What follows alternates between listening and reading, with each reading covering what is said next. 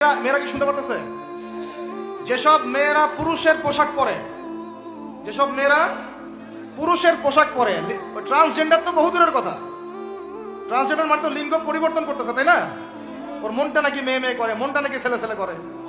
যাদের মনটা মেয়ে মেয়ে করে ওরা না হয় পুরুষাঙ্গ কাটে ফেলাই দিল, আর যাদের মনটা ছেলে ছেলে করে ওরা কি করবে? তাহলে চিন্তা করেন, চিন্তা করেন জাহেলিয়াতের কোন জায়গাটাতে আসছে, চিন্তা করছেন? আমি এমনি এমনি বলি না, এটা আবু জাহেলের যুগ। কার যুগ? শোনেন, আবু জাহেলের যুগে এরকম জেনা বেশি ছিল, পর্নোগ্রাফি তখন ছিল না, ব্যভিচার বেশি ছিল, জুয়া বেশি ছিল, মাদক বেশি ছিল, গোত্রীয় হানাহানি মারামারি ছিল, শিরক ছিল, সুদ ছিল। এই যুগের নাম হলো আইয়ামে জাহিলিয়া। ওই যুগটা হচ্ছে আবু জাহেলের যুগ। এখন এগুলোর কোনটা নাই? এখন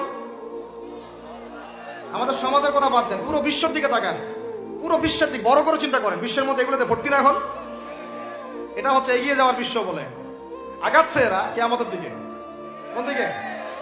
ধ্বংসের দিকে, কিয়ামতের দিকে। যদি না ফিরে আসে, যদি না ফিরে আসে। আল্লাহ পাক বলেছেন ফাযাক্কির, তুমি উপদেশ দাও, ইন নাফআতিয যিকর, যদি উপদেশ কাজে আসে, সায়াযাক্কারু মান ইয়াখশা, যে আল্লাহকে ভয় করে দ্রুত ফিরে আসবে ইনশাআল্লাহ। আল্লাহকে যারা ভয় করি আমরা ফিরে আসবো না ইনশাআল্লাহ। আল্লাহ পাক বলেন ফাযাক্কির, উপদেশ দাও। ফাযাক্কির কি?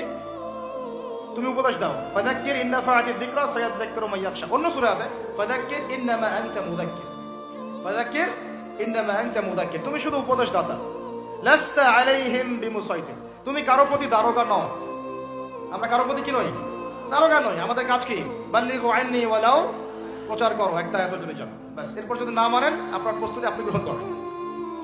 এখন বলতে চাচ্ছিলাম, দেখেন ট্রান্সজেন্ডার বহু দূরের কথা, নবীজি বলেছেন সাল্লাল্লাহু আলাইহি ওয়াসাল্লাম, কোন মেয়ে যদি ছেলের পোশাকও পরে, মানে ছেলের মতো শার্ট, ছেলের মতো প্যান্ট, জিন্স, গেঞ্জি, টি শার্ট, নাউজুবিল্লাহ, তাহলে নবীজি বলছেন ওই মেয়ের উপরে আমার অভিশাপ।